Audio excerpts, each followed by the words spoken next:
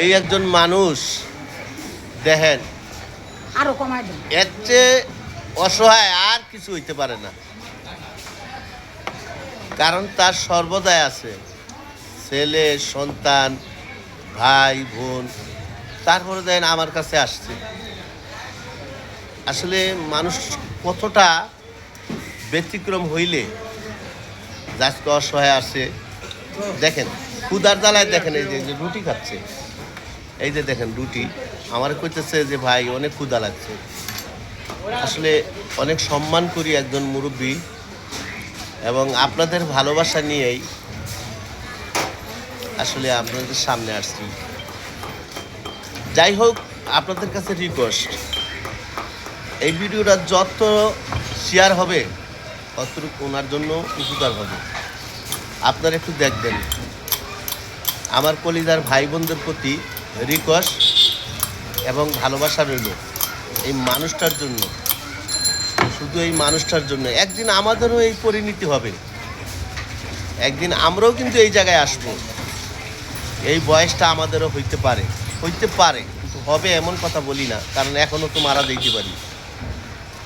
তবে আপনারা কিন্তু এই মানুষটার দিকে একটু তাকাই হইল, এই ভিডিওটা যত বেশি শেয়ার করবেন, আমি আশা করি এই ভিডিওর যত আর্নিং আসবে সেই আর্নিংয়ের যাতে এই মানুষটার কোনো উপকার হয়।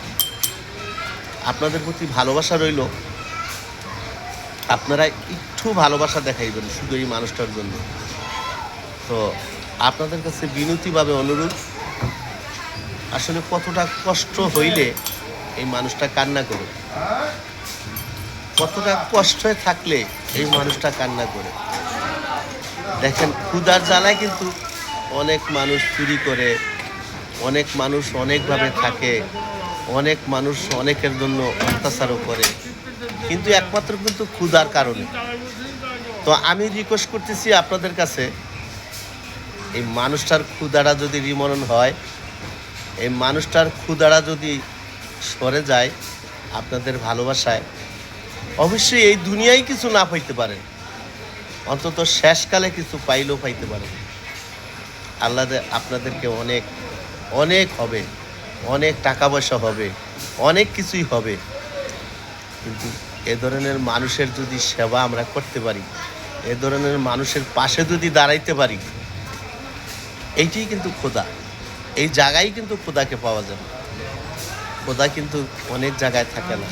একটা মানুষের সব সময় যদি আমরা পাশে থাকতে পারি, এই মানুষের পাশটা যদি আমরা অনেক দূর আগায় নিয়ে যেতে পারি, এইখানে কি খুব খোদা বিশ্রয় পাওয়া যায়। আপনাদের প্রতি ভালোবাসা রইল, বেশি বেশি যদিও কিছু না করতে পারেন এই ভিডিওটা শেয়ার করে দিবেন শুধু এই মানুষটার জন্য, এই মুরব্বী মানুষটার জন্য এই ভিডিওটা বেশি বেশি শেয়ার করে দিবেন। আল্লাহ হাফেজ, ভালো থাকবেন, ধন্যবাদ।